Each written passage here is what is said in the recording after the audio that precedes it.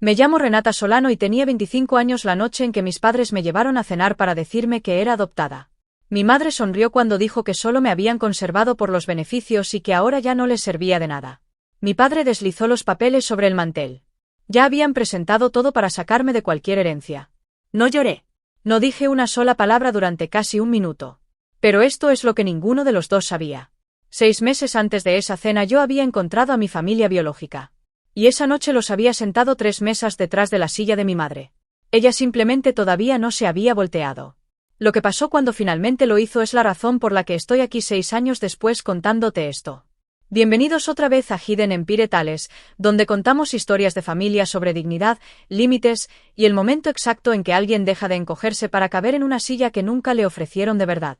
Si alguna vez tuviste que ganarte tu lugar en la mesa de tu propia familia, esta historia es para ti. Déjame un comentario y suscríbete a Hidden Empire Tales. El restaurante se llamaba Bantiere y nunca me habían llevado ahí en mi vida. Lo eligió mi madre.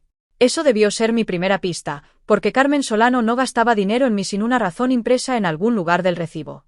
Llevaba el cashmere gris que reservaba para funerales y juntas de directorio.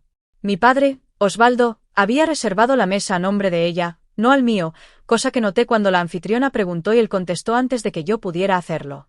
No había listón, ni globo amarrado a mi silla, ni pastel esperando en alguna cocina de atrás con mi nombre escrito en azul. Para una cena de cumpleaños la mesa estaba extrañamente vacía, y el aire entre mis padres tenía la cortesía cuidadosa de gente a punto de leer un veredicto. Había pasado 4 años sentada en cuartos así. Reservaba mesas así para clientes, para firmas, para las conversaciones silenciosas que tienen las familias cuando alguien muere y el dinero tiene que moverse. Sabía la diferencia entre una cena y una deposición legal.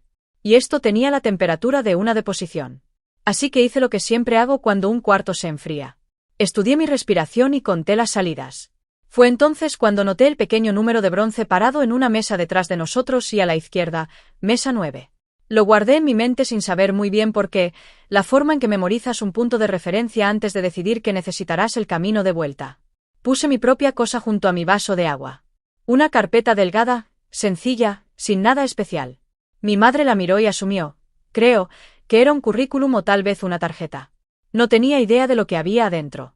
Tienes que entender que eran los cumpleaños en mi casa para entender por qué no me sorprendí. Cuando era pequeña mi cumpleaños era una vela. No una vela como tradición, como hacen algunas familias con un número alto. Una vela clavada en un pastelito de supermercado que mi madre compraba de camino a casa y nunca se molestaba en refrigerar. Lo veía sudar sobre el mostrador mientras ella contestaba una llamada. Mientras tanto 3 semanas después mi primo Bruno tenía un inflable rentado y un servicio de banquetes con bocadillos en charolas de plata porque Bruno era hijo de mi tía Renata, y Bruno era sangre. Recuerdo preguntar el año que cumplí 8 si podía tener una fiesta también. Mi tía estaba tomándose el vino de mi madre y contestó por ella. Solo podemos hacer una cosa bonita al mes, cariño, lo dijo con amabilidad.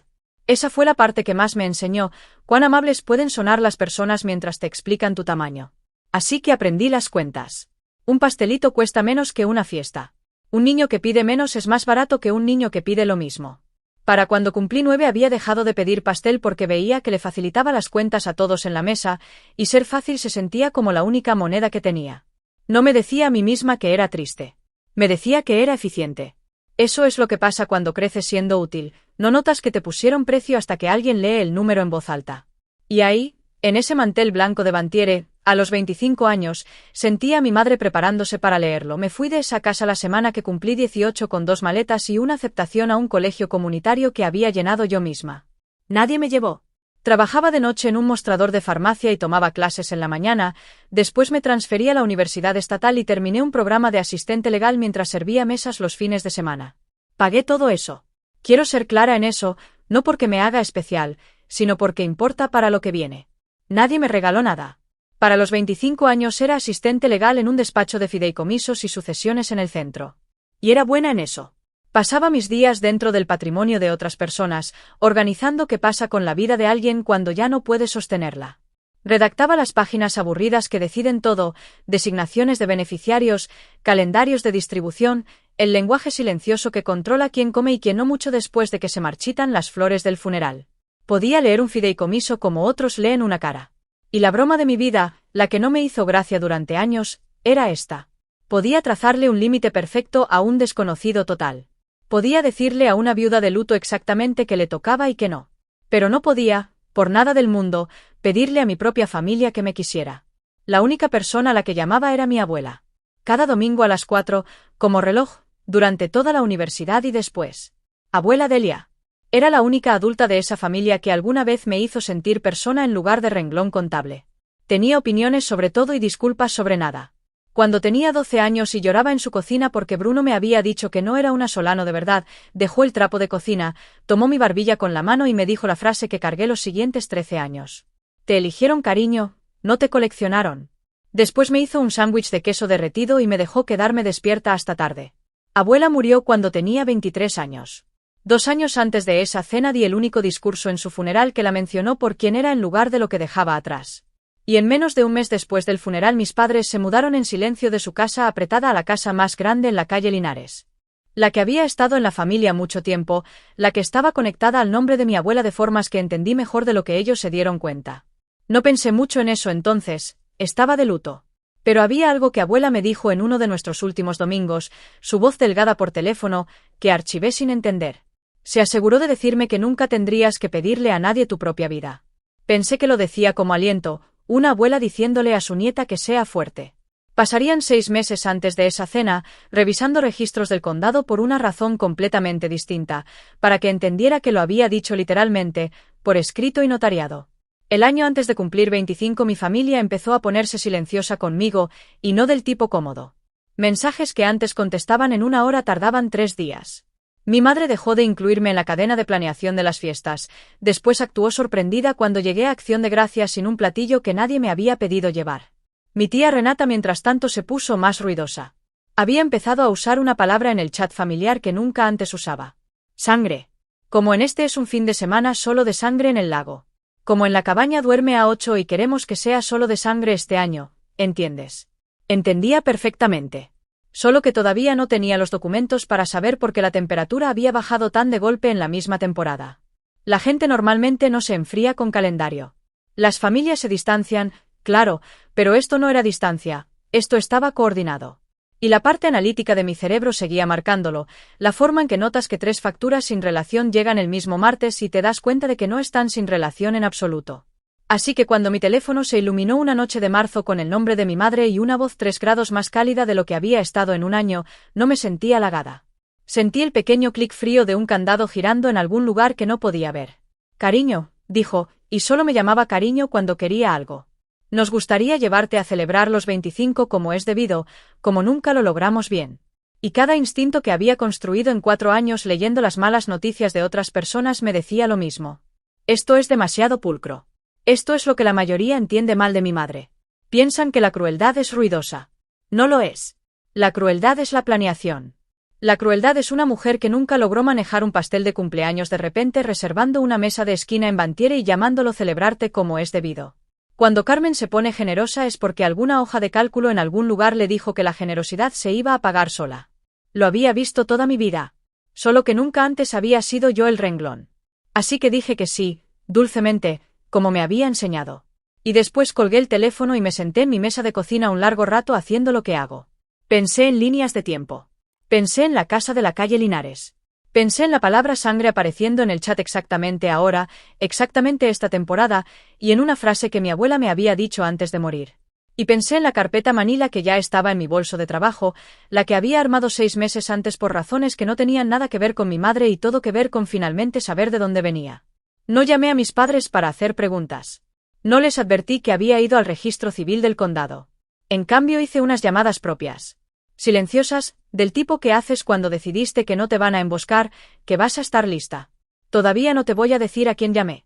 Pero te voy a decir la regla con la que vivo, la que abuela nunca dijo en voz alta pero me enseñó de todas formas. Cuando mi madre se pone dulce, alguien en la mesa está a punto de perder algo. Solo me aseguré de que esta vez no fuera yo. La gente asume que una historia así es sobre dinero. Y entiendo por qué. Hay un testamento en algún lugar, una casa, una carpeta deslizada sobre una mesa.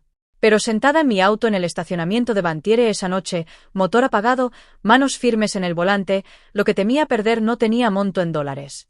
Temía perder la última idea de que alguna vez había pertenecido a algún lugar.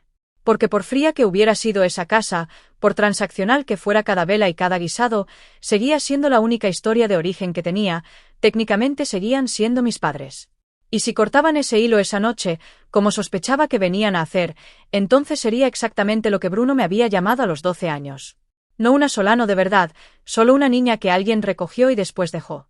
Esa era la herida a la que apuntaban, y lo sabían, porque era la herida sobre la que habían estado presionando toda mi vida. Lo que no consideraron fue que la herida ya se había cerrado. 6 meses pueden hacer eso si las personas correctas te encuentran. Revisé mi reflejo en el espejo del parasol, metí la carpeta bajo el brazo, y caminé por ese estacionamiento con la calma particular de una mujer que ha leído la última página de un libro que todos los demás creen que sigue escribiéndose. No iba a un repudio. Iba a una despedida que ya había elegido. Solo que ellos todavía no lo sabían. Pedimos bebidas antes de que alguien dijera algo verdadero. Mi madre elogió la carta de vinos. Mi padre contó una historia de estacionamiento que ya había contado en el auto. Y después, en algún punto entre el pan y el plato fuerte que nadie iba a terminar comiendo, Carmen entrelazó las manos y cambió a la voz. Conozco esa voz. Es la que usó cuando devolvió un regalo de Navidad frente a mí y explicó por qué no había sido práctico. Siempre hemos hecho lo mejor por ti, empezó. Osvaldo asintió medio segundo detrás, como había sentido detrás de ella durante 30 años. Te dimos un techo, una educación, más de lo que muchos niños llegan a tener. La dejé hablar.